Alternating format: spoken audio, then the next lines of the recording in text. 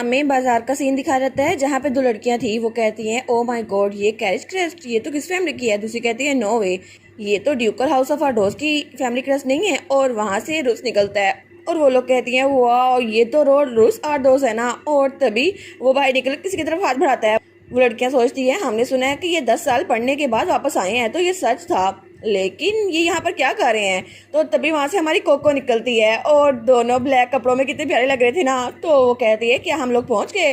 तो वो लड़कियाँ कहती है वाह कितनी स्वीट बच्ची है ना। और उस कहता है हाँ हम पहुँच गए और हमें पहले नंबर वाली शॉप पे रुकना है, ठीक है। और तब वो लोग वहाँ जा रहे थे तो वो सोचती है वाह बिल्डिंग्स कितना अच्छी है ना। तो उसके सर पे हाथ रखकर कहता है तुमने आज सुबह डैड से बहुत अच्छी बहस की, मैं तो इम्प्रेस हो गया। वो कहती है ठीक है मुझे यहाँ पर आना था तो मैंने ऐसे किया ही था। लेकिन तब हमें सुबह का सीन दिखा रहता है और तब वो खाना खा रही थी। तो ड्यूक कहता है क्या तुम मेन स्ट्रीट पे जाना चाहती हो। तो ड्यूक कहता है लेकिन क्यों, अचानक से क्यों। तो वो सोचती है क्या बहाना बनाऊं, क्योंकि मुझे तो बर्ड नेटवर्क जाना है ताकि मैं उस एंशिएंट मैजिक का पता करवा सकूं। तो वो कहती है मौसम अच्छा है ना और मैं कितने समय से बाहर नहीं गई। तो वो कहता है अच्छा तो तुम गार्डन में वॉक कर सकती हो। तो कोको कहती है नहीं नहीं ये बात नहीं है, मुझे अपनी फैमिली के लिए वंडरफुल गिफ्ट खरीदने हैं। तो ड्यूक कहता है क्या, क्लोई कहती है क्या तुम्हें हमारे लिए गिफ्ट खरीदने हैं। तो रूस कहता है तो बेसिकली तुम हमारे लिए गिफ्ट खरीदना चाहती हो जो कि तुम्हें लगता है कि तुम्हारी फैमिली है। वो कहती है हाँ हाँ लेकिन क्या ये अलाउ नहीं है। और वो तो बड़ी मासूम शक्ल बनाती है। तो रूस कहता है ओ माय गॉड तुम तो कितनी प्यारी हो। तो ड्यूक अपने सर पकड़ लेता है। तो वो कहता है फादर प्लीज जाने देना और ये बच्ची इसको फैमिली चाहिए और अफेक्शन चाहिए, प्लीज जाने देना। तो ड्यूक कहता है मुझसे परे हटो। तो क्लोई कहती है तुम फिर से कुछ प्लॉट करियो ना। वो कहती है नहीं नहीं सिस्टर मैं कुछ प्लॉट नहीं कर रही। तो क्लोई कहती है तुम तो झूठ बोलने में बिल्कुल भी अच्छी नहीं हो, अगर ये थोड़ा सा भी डेंजरस हुआ ना मैं तुम्हें अलाउ नहीं करूंगी। वो कहती है ठीक है ठीक है। तो तब ड्यूक कहता है लेकिन बच्ची क्या तुम्हारे पास पैसे हैं ये चीजें खरीदने के लिए। वो कहती है पैसे वो क्या होते हैं। तो वो कहता है ओ माय गॉड ये पेनलेस बच्ची क्या प्लान करी थी कि इतनी डेंजरस जगह पे जाए हमारे लिए गिफ्ट खरीदने के लिए। वो कहती है क्या पैसे चाहिए होते हैं। तो तब रूस भी रोने वाला हो गया था। वो कहता है तुम्हें हमारी इतनी फिक्र है कि हमारे पास पैसे भी नहीं है और फिर भी तुम हमारे लिए गिफ्ट खरीदना चाहती हो। तो ड्यूक कहता है ठीक है मैं तुम्हें बाहर जाने के लिए अलाउ कर दूंगा रूस, तुम उसके साथ जाओ और मैं तुम्हें इतने पैसे दे दूंगा कि तुम इसके साथ जा सको और तुम्हारे साथ 30 नाइट्स भी होंगे। वो कहता है जी फादर। तो तब वहाँ पे क्लोई और हमारी बैठी हुई थी। वो कहती सच्ची हम लोग जा सकते हैं। और इस तरह वो लोग बाजार आ गए थे। तो तब प्रेजेंट में रूस कहता है हमारे फादर तो बहुत ज़्यादा जिद्दी है लेकिन तुमने उनको मना लिया, ये तो बड़ी अच्छी अचीवमेंट है। लेकिन तभी हमारी यौन वहाँ से भागने लगती है लेकिन उसके शूज़ की आवाज़ रूस सुन लेता है। वो कहता है ओए बच्ची किधर जा रही हो। तो वो उसको पकड़ लेता है। वो कहती है मुझे इन शूज़ से नफरत है। वो कहता है बहुत बुरा हुआ लेकिन फादर ने तुम्हें ये पहनने पर मजबूर किया ताकि तुम गुम ना हो जाओ। वो कहती है नहीं नहीं मुझे नहीं पहनने ये। तो वो कहता है ठीक है। हम लोग वहाँ आ गए जहाँ पे तुम आना चाहती थी और वो बर्ड कैफेटेरिया था। वो कहती है ठीक है मुझे नीचे उतारो। तो तब रूस कहता है मैं कोको के साथ अकेले टाइम गुजारना चाहता हूँ, तुम लोग वहाँ पे रहो। तो गार्ड्स कहते हैं जी सर। और उसके बाद वो लोग बर्ड शॉप में आ गए थे। वो कहती है फाइनली मैं यहाँ पर आ गई। और वो सोचती है बर्ड्स दिन के सारे अल्फाज सुनते हैं और बर्ड्स को रात की भी खबर होती है, इसलिए मैं यहाँ पर आई हूँ क्योंकि मुझे information guild day time bird के पास जाना है। और वो सोचती है यहाँ पे सबके पास इन्फॉर्मेशन होगी ना। तब वो सोचती है मुझे सबसे पहले ऊपर जाना होगा ताकि एलीट एजेंट से मिल सकूं और ये लॉर्ड रूस तो मुझे छोड़ ही नहीं दे। तो तभी वो आदमी कहता है वेलकम लॉर्ड रूस, आप 2 लोग के लिए यहाँ पे बुकिंग करवा चुके हैं ना। तो रूस कहता है हाँ बिल्कुल मैंने 2 लोग के लिए सीट प्रिपेयर करवाई थी, क्या बच्चे की सीट भी प्रिपेयर है। तो वो आदमी कहता है जी आप विंडो टेबल पे जा सकते हैं। तो हमारी सोचती है यही मेरा टाइम है यहाँ से भागने का। तो तब वो अपने शूज उतारती है। वो कहती है सॉरी रूस जब मैं भाग जाऊँ ना तो प्लीज रोना मत, मैं 5 मिनट में वापस आ जाऊंगी। और उसके बाद वहाँ से भाग गई थी। तो तब रूस कहता है ठीक है तुम तैयार हो कोको। लेकिन जब वो पीछे देखते हैं तो कोको क्या उसकी तो रूह भी नहीं थी वहाँ पर। वो कहते हैं कोको कहाँ पे गई। वो कहता है कोको किधर हो, लेकिन कोको तो भाग चुकी थी ना। और कोको 2nd फ्लोर पे पहुंच चुकी थी और वहाँ पे बहुत सारा बर्ड केज थे और वहाँ पे बर्ड्स थे। तो वहाँ पे सारे बर्ड्स कहते हैं एक इंसान ये जरूर हमें बर्ड सीट खिलाने के लिए आई है। दूसरा कहता है हाँ हाँ मेरा फीदर भी गिर गया इसको बिठा लो, ये तो बहुत ज़्यादा छोटी इंसान है।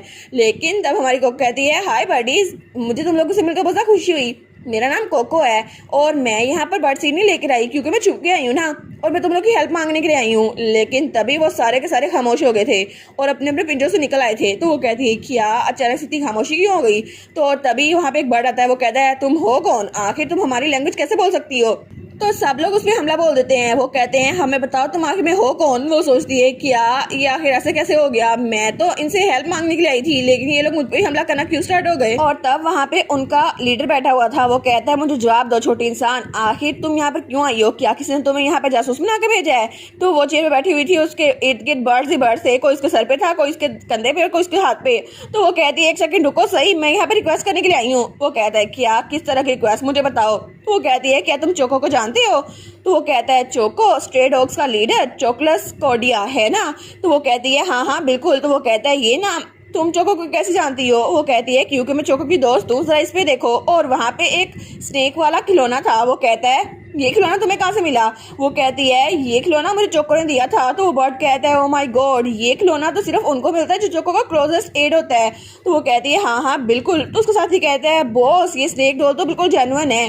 तो तब हमारी कोको कहती है हाँ बिल्कुल ये मैंने खुद लिया है। और तब वो सोचती है जब मेरे सारे खिलौने गुम हो गए थे ना तो मैंने एम्पर माउस की मदद से इसको ढूंढ लिया। और वैसे भी जब मैं स्ट्रे डॉग थी ना तो मेरा नाम आरकून था और मैं चोको के साथ रहती थी क्योंकि वो हमें प्रोटेक्ट करता था, वो हमारा लीडर था।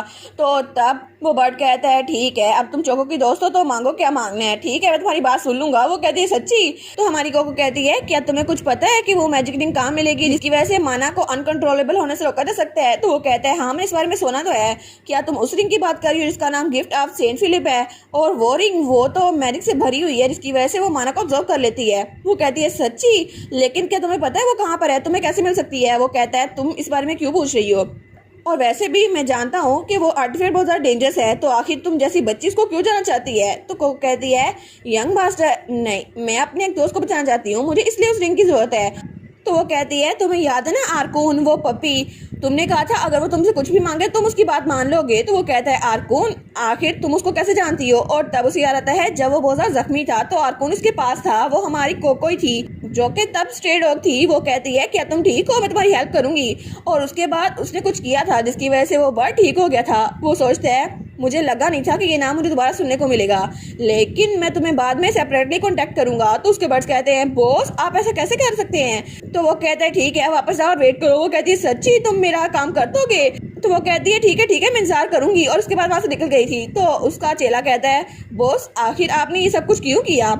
तो थोड़ी देर बाद वो लोग खिड़की में बैठे हुए थे। तो वो कहता है बॉस हमने एक प्रोफेशनल एजेंट को भेज दिया है उस रिंग को लेने के लिए, लेकिन आप उस लड़की की हेल्प क्यों कर रहे हैं? वो कहता है ठीक है ये अच्छी बात है, लेकिन वो कहता है मुझे बता सही कि आप इतनी अहम चीज उस बच्ची को क्यों दे रहे हैं? आप तो इंसान से नफरत करते थे ना बॉस, और वैसे भी उनकी वजह से हम लोग यहाँ पे कैद रहते हैं। तो वो कहता है ये बात सच तो है, लेकिन वो छोटी बच्ची उसको देखकर मुझे नजर आ गया कि वो क्या चाहती है, क्योंकि वो भी बिल्कुल आरकून की तरह है जिसने मेरी जान बचाई थी। और तब मैं बहुत ज्यादा मुश्किल में था, लेकिन अगर आरकून वहां पर ना होता ना तो मैं सच में मर चुका होता और मुझे भूल ही नहीं सकता कि वो कितना मिराकलस दिन था। लेकिन फिर भी मुझे ये नहीं पता उस स्ट्रे डॉग के पास कौन सी पावर थी जिसने मेरी जान बचाई थी। और आखिर अगर कोई बेनिफैक्टर आपसे रिक्वेस्ट करे तो उसको मना कैसे किया जा सकता है? तो वो कहता है अच्छा ये सब कुछ हुआ था।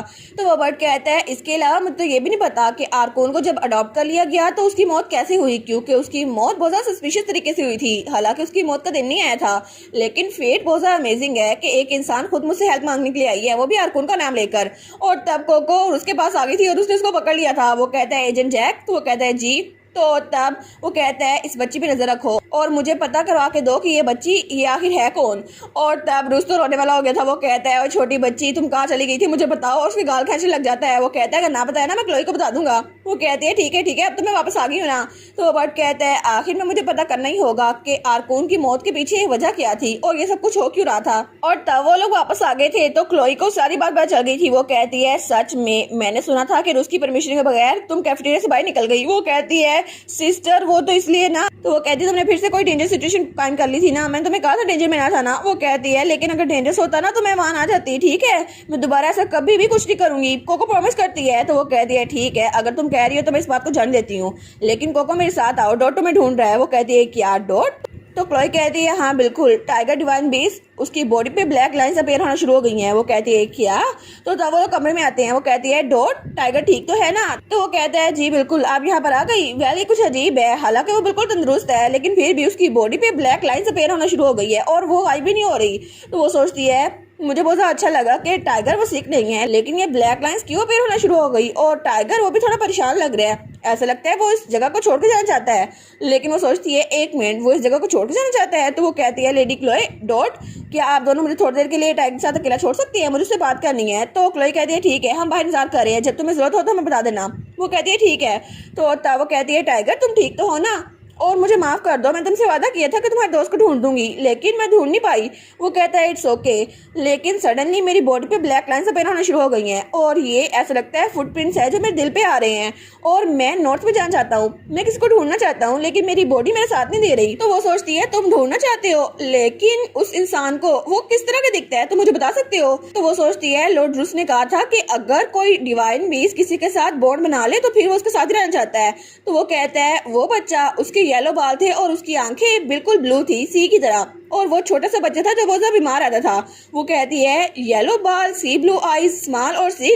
तो वो सोचती है कहीं ऐसा तो नहीं कि ये टाइगर इस वजह से छुप रहा था क्योंकि उस बच्चे से मिलना चाहता है और इस वजह से मेरे पास नहीं आया था। लेकिन ये टाइगर ये सच में उस जगह जाना चाहता है, और कहीं वो बच्चा जिसके साथ ये डिस्क्रिप्शन मैच हो रही है ये वही बच्चा तो नहीं जो हमारे एनेक्स में रह रहा है।